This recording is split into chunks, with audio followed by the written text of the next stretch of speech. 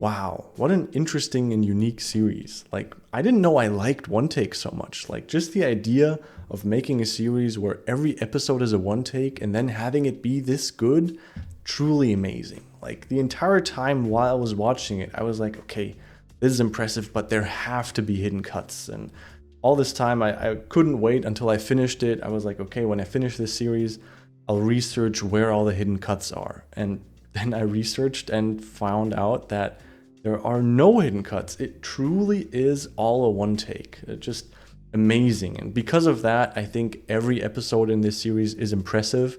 However, the episode that really blew my mind the most was episode 3. So let's talk about it. Look at you, all hopeful like I'm going to say something important. After I finished episode 3, I was just blown away by the fact that I just watched 60 uncut minutes of a psychiatrist interviewing a kid, and I wasn't bored. Well, quite the contrary. I was really engaged. Like, huge compliments to these two actors. I think they did an amazing job, and that's also why I think this episode is the best episode, because I was just most impressed by it. Because in the other episodes, the one take still amazing. Like, I don't want to take anything away from those, but there I always thought, well, okay, probably, like, we went through many different people and many different places in the other episodes, so I thought, okay, every time when a guy leaves the shot, so you can't see him anymore, he'll probably read through some notes and get ready for the next scene, and then when he's back in the scene, he has like 2, 3, 4 minutes that he has to say or act. So I could imagine how somebody could remember all that and do all that and how that could be done. But in episode 3, there were really basically just these two actors, and they were on screen. Well, the kid wasn't, but I think the psychiatrist, I think she was on screen the entire time. And like, I just thought, how can two people remember so many lines and not mess up for 60 minutes? And supposedly I heard somewhere that they had 10 finished versions of each episode. So to imagine that they did this so many times successfully, it just blows me away. Like, that's why I thought there have to be hidden cuts in this. So yeah.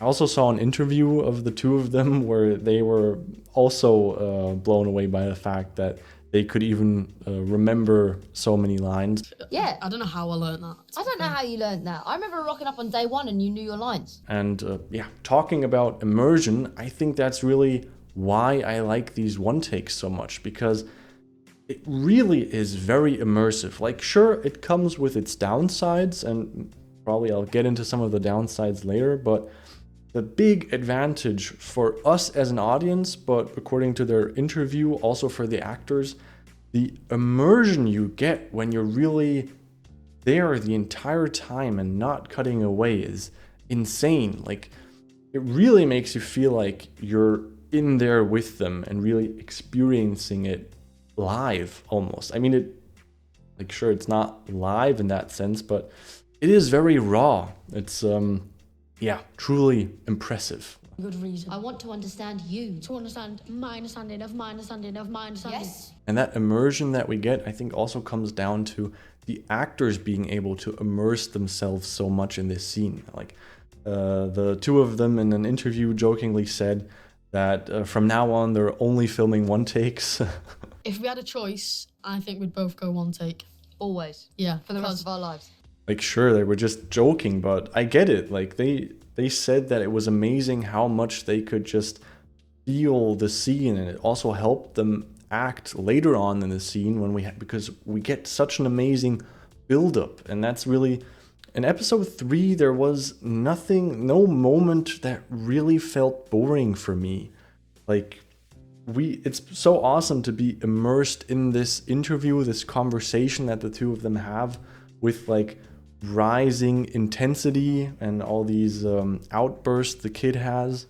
Look at me now! You do not control what I do in my life! And moving a bit away from the filmmaking side of things to the actual content of the episode, I think that was also amazing, because I love that we spent so much time with the kid.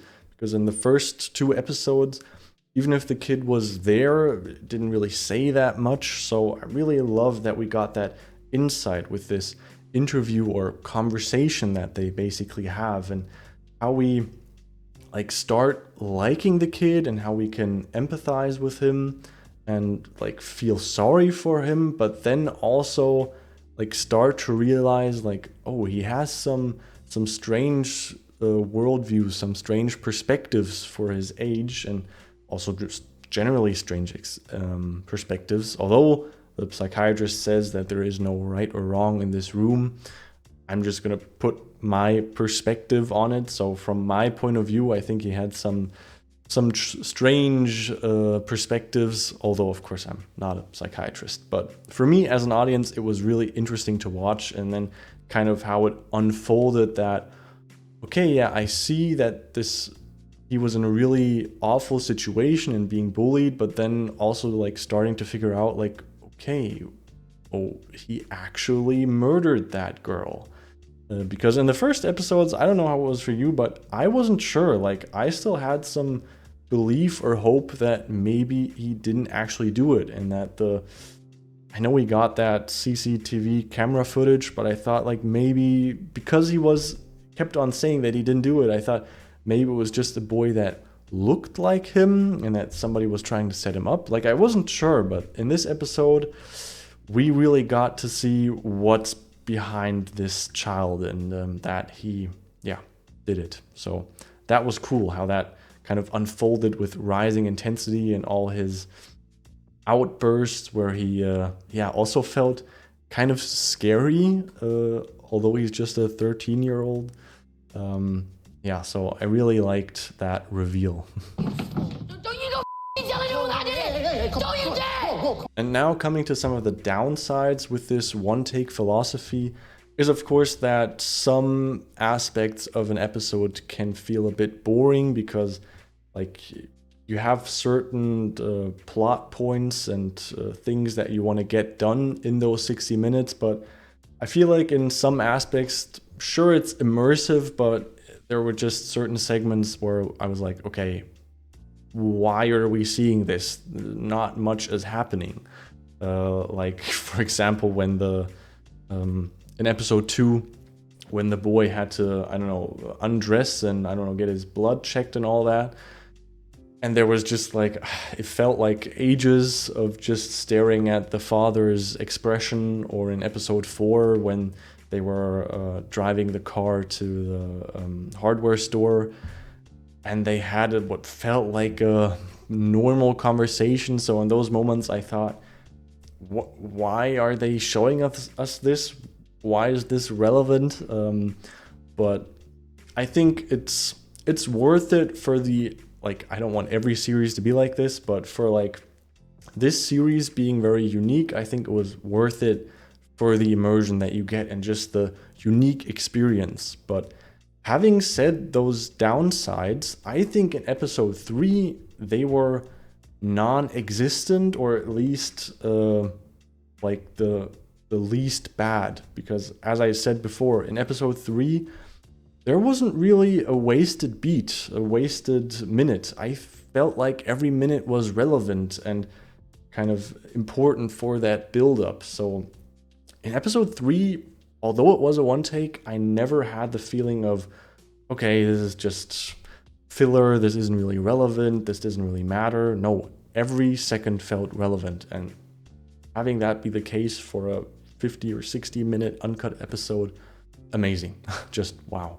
Take what I said seriously. Thanks for your time. I'll ask Frank to come back in now. Thanks for my time! And one last thing that I want to mention that doesn't really have to do with this series by itself, but just the fact that I love that this series is getting so much attention and is being liked by so many people, because it just gives me some hope for our attention spans, and that I just love that this can be successful, because I always fear that with all the fast cuts and effects, like not just in the movie world, but also on YouTube and social media, that people wouldn't watch something like this anymore. But apparently they do, and not only a few people, but many people watch this and many people really like it. So that just gives me a lot of hope for the future. And I've said some mean things about Netflix, how they're turning movies into products, and I still think they do. But with this one, I have to say, great job, Netflix, and all the people working on it. Like, this doesn't feel like a product. This really feels like a piece of art, and the actors in it feel like artists. And it was a pleasure watching them uncut for several episodes doing their thing. So yeah, great job, Netflix. I really enjoyed it. Let me know your thoughts on Adolescence in the comments below. What did you think of the whole one take thing, and what was maybe your favorite episode? I'd be happy to know. And yeah, thanks for watching, and hopefully I'll see you in the next one.